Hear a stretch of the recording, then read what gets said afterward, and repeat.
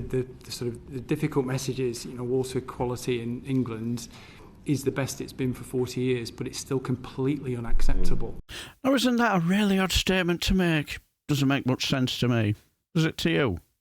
But anyway, hello there, and I do hope you're all well. Now, I know there was no content yesterday.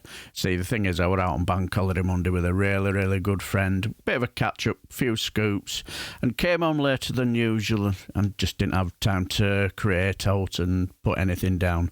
But anyway, less of my gallivanting and going off, getting myself absolutely trousered. And more importantly, let's go to this matter of sewage. And more importantly, where it goes and what they are going to do about the shit creek that we are in.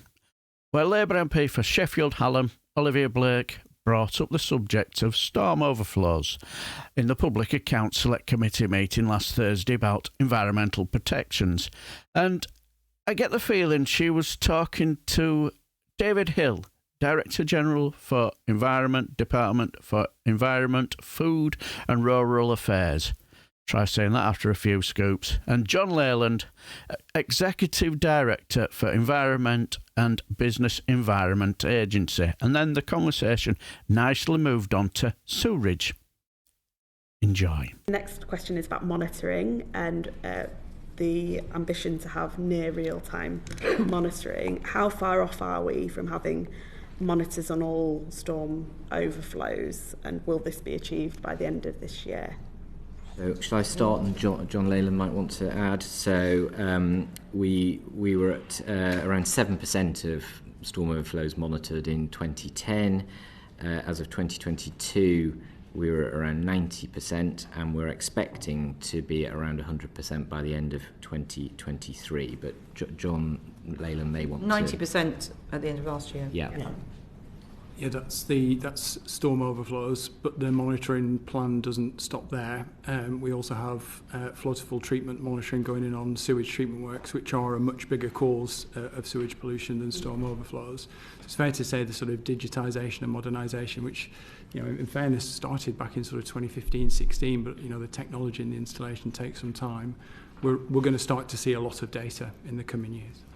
And I'm assuming that data might paint a worse picture. The more data we get, worse it seems to have gotten. So I wonder if there is a tension that the public kind of discussed, for want of a better word, at the sewage that's currently flowing into our natural waterways and others. How will you be managing that kind of want for change if it is seen to be a worsening situation the more data we get? Yeah, so I think that's a really reasonable assumption. I mean, the sort of the difficult message is, water quality in England is the best it's been for 40 years, but it's still completely unacceptable. What a weird thing to say, innit? Water quality in England is the best it's been for 40 years, but it's still completely unacceptable. If that's true, can you imagine what the lakes and rivers and our seas were like back then? Wow. Very interesting statement, isn't it? Our monitoring has driven up awareness of the sewage. The situation isn't getting worse, but our monitoring has driven up awareness of it. And actually the last couple of years have been really quite uncomfortable from the Environment Agency's perspective. But I do at the same time really welcome the public's interest.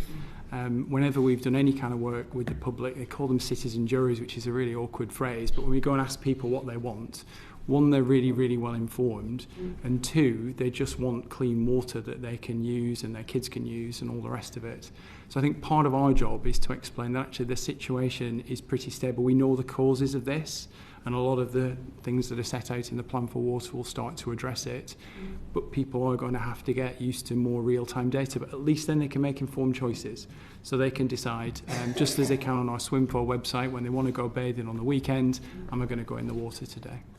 Would a flag system be an idea that might be welcomed? We have flags that say it's safe to swim for other reasons. Should we have that for sewage? It is possible, and we have that, as you say, although that's monitored by local authorities, the kind of blue flag, the flags for the beaches.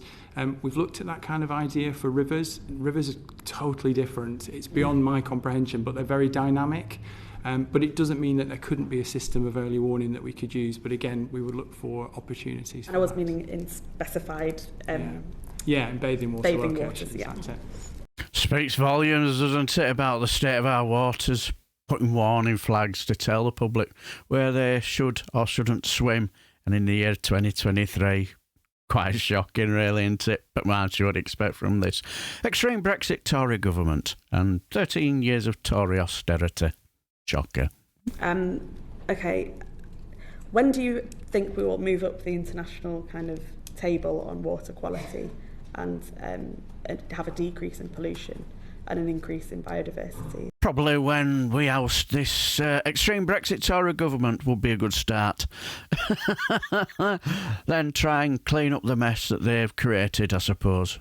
What do you guys think? In our waterways. Well, if I take the last part of your question first, so Cardiff University at the beginning of this year published the biggest ever study on macroinvertebrates that I'm aware of. It's used data from the Environment Agency for over 40 years. And in all settings, urban and rural, life is getting better in rivers. So again, there's a mismatch between the perception and the reality of sewage, but actually ecological health of the rivers is getting better. What's not getting better is sewage in rivers. As I say, that's staying flat and flatlining. I'm fairly confident that some of the measures that we've seen coming through the Plan for Water will address that pretty quickly.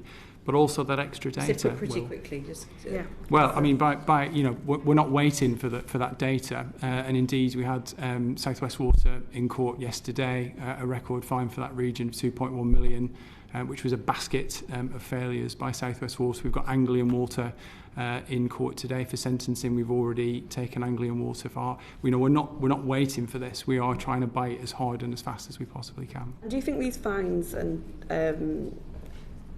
are working?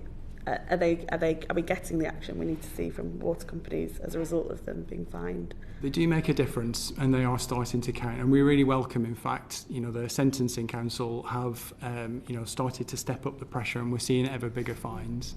And we also welcome in the Plan for Water the potential for unlimited fines and the variable monetary penalties. It is a pressure for water companies. I talk to water companies, I talk to the bosses, I talk to their staff, and they don't, it is a real pressure for them, but I don't think we can let up anytime soon. And does Are these fines really working? Really? And what I know about what works is probably most when I go to the Golden Throne and have a tinkle. But I get the feeling that these fines will just be pushed onto the customers, and shareholders won't give a fig, will they? Does the agency have enough resources to be able to do everything they can in this space? Well, matter of public record, that agency resources have been declining over the last 10 years, but in the last spending rounds, we saw an increase in those resources. I've said in the past we could do more with more. I think part of my job now is to do more. And get on and implement some of those resources. And we've been employing new officers so that we can do more investigations. We've embraced technology. We use satellite technology, drones, all kinds of stuff now to help with the situation. As Mr. Hill said, there is provision in the Plan for Water for us to look to raise charge income. Of course, the polluter should pay, and that's the first place that we would go to. And I don't know, I feel optimistic that if we can package that together into an effective spending round bid, that we can be successful at the next spending round. Will the polluter pay? Really? Like as I said, I have a feeling that they won't. Does he think that these companies will go to their shareholders and say, now look here, we're in a bit of a hot water, if you pardon the pun, and we've got a bit of a fine here, and I think it's only fair that you guys should contribute. They're not going to say, yeah, no worries, I totally agree. We've had a good screw out of this thing for a while, so yeah, well, we'll help you with the fine. No, I get the feeling they'll say, get the plebs to pay for it, like we always do. Now, I know nothing about these companies in the field, but I just have that feeling, that's all. And if I'm wrong, just let me know down below and put me right. I just found the conversation about the subject very interesting, especially since recent news about the sewage and the highlighting work of Fergal Sharkey, and the whole committee meeting was very revealing. And I shall leave a link in the description box below, and that's if I remember to, and if I don't, just write down below, oi, bell tap, where's that link, you idiot? because I do it often. I always tend to forget, and I do apologise. But anyway, let me know down below what you thought about this conversation. I found it fascinating. And I shall leave the video here until the next time. I shall bid you farewell and take care, my friends.